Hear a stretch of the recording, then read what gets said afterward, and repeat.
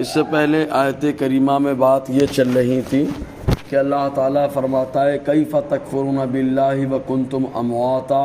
فاحیاکم، کیسے تم اللہ تعالیٰ کا کفر کرتے ہو، انکار کرتے ہو جبکہ تم مردہ تھے، فاحیاکم، تو اللہ تبارک و تعالیٰ نے تمہیں زندہ کر دیا، یعنی مردے کو اللہ تعالیٰ نے جان عطا فرما دی۔ ثم یمیتکم، پھر اللہ تعالیٰ فرماتا ہے تم سب کو موت کا مزہ چکھائے گا، موت کا لقمہ بنائے گا۔ ثم یحییکم، پھر اللہ تبارک و تعالیٰ تم سب کو دوبارہ زندہ فرمائے گا۔ تو اللہ تعالیٰ دوبارہ زندہ کرنے پر قادر ہے۔ یہ ایک ایسا بنیادی عقیدہ تھا کہ جس عقیدے کو مکہ کے باشندے ماننے کے لیے تیار نہ تھے۔ اللہ کے حبیب صلی اللہ علیہ وسلم نے جب فرمایا کہ مرنے کے بعد دوبارہ زندہ ہونا حق ہے تو یہ لوگ مذاق اڑانے لگے، حتیٰ کہ ایسا بھی موقع آیا کہ پرانی ہڈیاں ہاتھ میں لے کر کے حضور صلی اللہ علیہ وسلم کے پاس آئے اور آ کر کہتے ہیں من یحیی العظام وہی رمیم،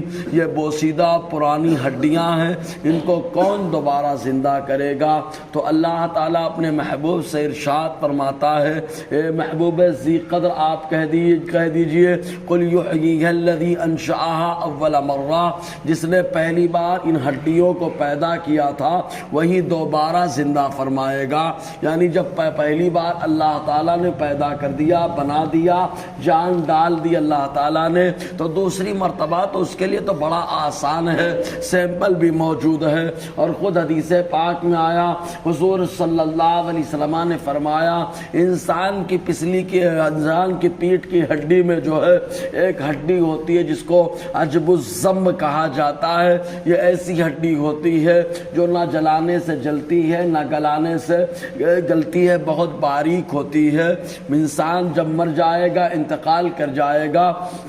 اگرچہ بدن کا حصہ اس کے سڑ جائے، گل جائے، فنا ہو جائے، لیکن وہ ہڈی جو ہے باقی رہتی ہے۔ اللہ تعالیٰ اسی ہڈی سے دوبارہ انسان کو جو ہے جنم عطا فرمائے گا، دوبارہ انسان کو اللہ تعالیٰ پیدا فرمائے گا، لیکن یہ پیدا کرنا، زندہ کرنا دنیا میں آنے کے لیے نہ ہوگا بلکہ محشر میں جانے کے لیے ہوگا، محشر میں حساب و کتاب کے لیے ہوگا، دوبارہ اٹھنا قبر سے، اللہ تعالیٰ کی بارگاہ میں اپنے معاملات کو جو ہے بندہ حساب دینے کے لیے جائے گا، تو ایسے اللہ تعالیٰ دوبارہ زندگی عطا فرمائے گا۔ چنانچہ قرآن کے اندر ایک معاملہ اور آیا تھا، چنانچہ اصحاب کہف کا جو معاملہ پیش آیا، اس زمانے میں بھی لوگوں نے انکار کرنا شروع کر دیا تھا کہ دوبارہ زندہ ہونا یا دوبارہ اٹھ کر کے قبروں سے محشر کی طرف جانا یہ سمجھ میں نہیں آتا، اس لیے لوگوں نے انکار کرنا شروع کر دیا۔ تو وہ بادشاہ جو اس زمانے میں تھا، تو اس زمانے کا بادشاہ جس کا نام بیدرس تھا، وہ بیدرس بادشاہ دن میں حکومت کرتا اور رات میں تنہائی میں اللہ تعالیٰ کی بارگاہ میں آتا اور رو رو کر کے دعائیں کرتا، اے اللہ کوئی نشانی پیدا فرما دے جس سے لوگوں کو یقین ہو جائے، لوگوں کو معلوم ہو جائے کہ دوبارہ جو ہے زندہ کیا جانا، دوبارہ اٹھایا جانا، دوبارہ زندگی کا پانا یہ برحق ہے حساب و کتاب کے لیے۔ وہ دعائیں کرتا تو اللہ تعالیٰ نے جو ہے اصحاب کہف کو دوبارہ زندہ فرمایا۔ ایک لمبے وقفے کے بعد جو غار کے اندر تھے، اللہ تبارک و تعالیٰ نے ان کو زندہ فرمایا۔ سورہ کہف کے اندر تفصیلی معاملات موجود ہے۔ تو اللہ تبارک و تعالیٰ اس بات پر قادر ہے کہ انسان کو دوبارہ زندہ فرمائے، تو وہ پروردگار جس نے پہلے پیدا کیا، موت کا لقمہ بنایا، پھر دوبارہ زندگی عطا فرمائے گا، تو وہ پروردگار اس بات کے حقدار ہے کہ بندہ اللہ تعالیٰ کی ہی عبادت کرے، اسی پروردگار کے سامنے اپنے سر کو جھکائے، کیونکہ انسان اگر پریشانی میں کوئی سپورٹ کر دے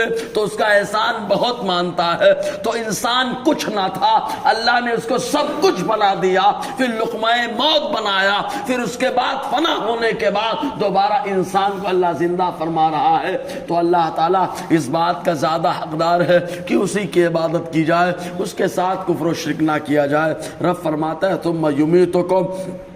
پھر تمہیں موت کا مزہ چکھائے گا، ثم یحییکم، پھر تمہیں زندہ فرمائے گا، ثم الیہ ترجعون، جب تمہیں زندہ فرمائے گا تم جو ہے اس کی طرف لوٹائے جاؤ گے، تو سب قبر سے اٹھیں گے، اللہ تعالیٰ کی طرف جائیں گے۔ آقا علیہ السلام نے فرمایا پہلے میں میری قبر سے، پھر اس کے بعد ابو بکر، پھر عمر، پھر جنت البقیع، پھر جنت الماوا والے، آقا فرماتے پورے گروہ کے ساتھ میں محشر میں جاؤں گا۔ بہرکیف آگے انشاءاللہ گفتگو رہے گی۔ اللہ تعالیٰ فیضان قرآن، برکات قرآن سے مالا مال فرمائے۔